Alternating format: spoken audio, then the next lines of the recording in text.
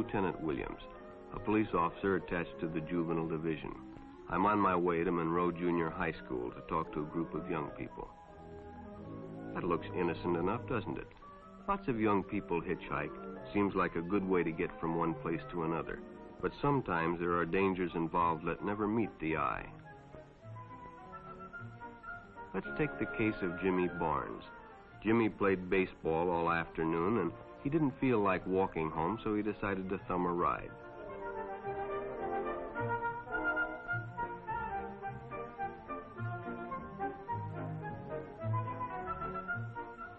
He'd done it 100 times before, and he didn't think anything was unusual when the driver struck up a friendly conversation. In fact, he seemed like a real nice guy. He asked Jimmy if he played baseball in the park often. Jimmy told him they practiced 3 times a week and played a rival group on Friday afternoon. The stranger was a good listener, too, and it only seemed minutes before they pulled up in front of Jimmy's house.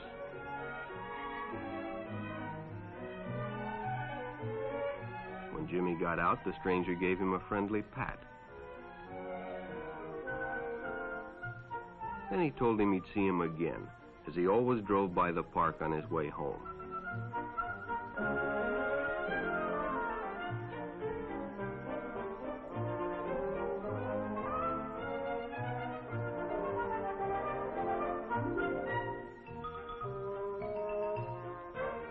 Sure enough, the following day, when Jimmy finished playing ball, well, the man was there waiting.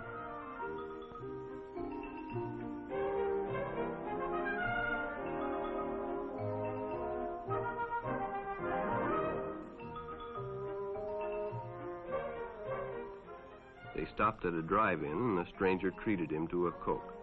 During their conversation, he told several off-color jokes, but Jimmy had heard others before, and, well, it made him feel big to so easily win the confidence of an older person.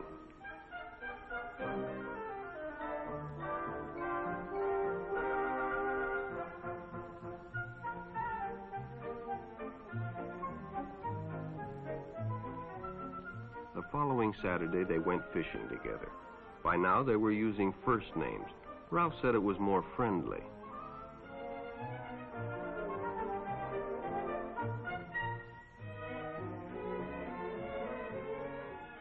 Jimmy hadn't enjoyed himself so much in a long time. Then during lunch, Ralph showed him some pornographic pictures. Jimmy knew he shouldn't be interested, but, well, he was curious.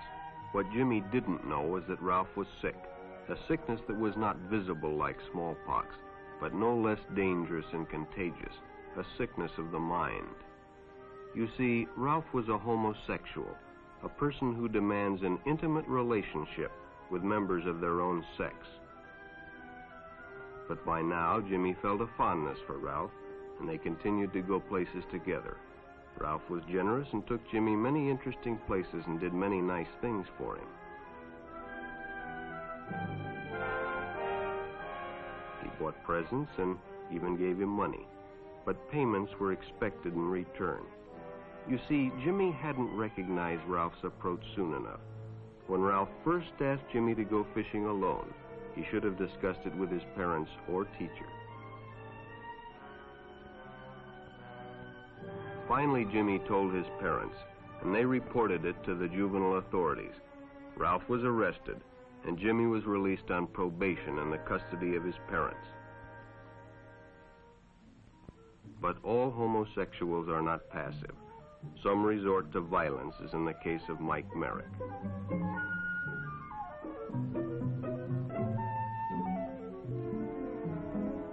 In the heat of competition, no one noticed the man who sat and watched. And when the game broke up and the others left, Mike decided to stay and practice a little longer.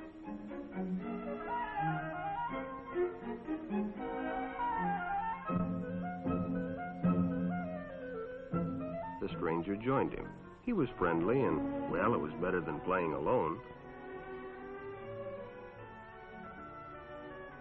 But after a few shots, Mike realized he had already overstayed his time and suggested he better leave. The stranger told him if he'd like to stay longer, he'd be glad to drive him home when they finished. Sounded great to Mike. Chance to play longer and get a ride home, too.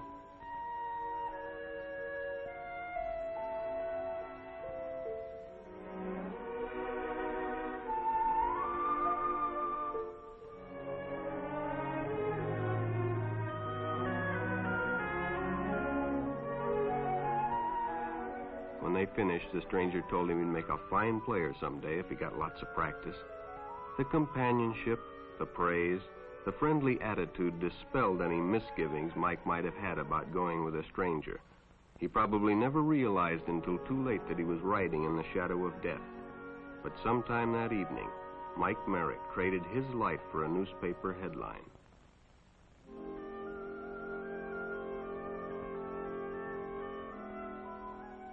As Denny and Jerry got the papers ready for Jerry's afternoon delivery, they only casually noticed the two boys that raced by in the afternoon traffic, and they didn't pay much attention to the car that drew up shortly afterwards until the man called them over.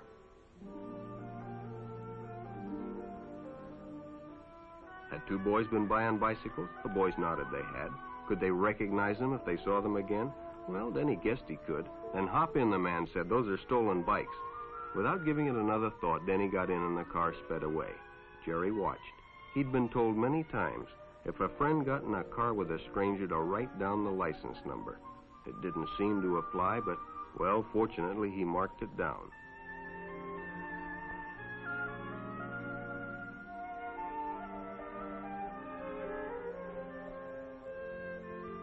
When he delivered a paper to Denny's house, he asked his mother if they'd caught the boys that had stolen the bicycles.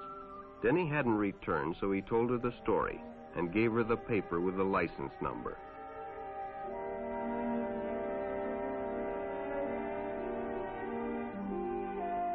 Being a careful parent, she decided to call the police. Jerry supplied the necessary information, and the stranger's car was quickly spotted. It was a good example of how important it is to always get the license number and description of any stranger who takes a young person off alone, no matter what they tell you.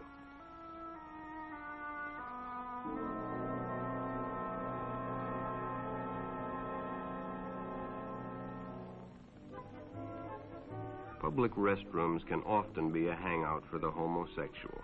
Bobby and his friends hadn't noticed the man who had been in the restroom when they changed, and as it was late, he suggested they take the shortcut under the pier, but the others preferred to take the more traveled way home.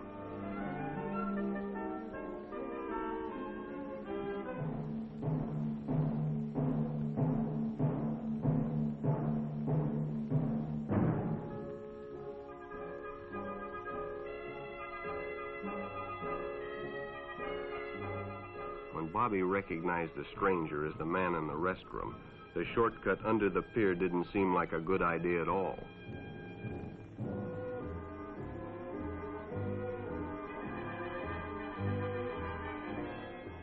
After all, it's more fun to stay with your friends anyway.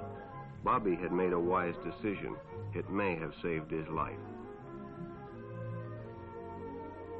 The decision is always yours, and your whole future may depend on making the right one. So no matter where you meet a stranger, be careful if they are too friendly, if they try to win your confidence too quickly, and if they become overly personal. One never knows when the homosexual is about. He may appear normal, and it may be too late when you discover he is mentally ill. So keep with your group, and don't go off alone with strangers unless you have the permission of your parent or teacher.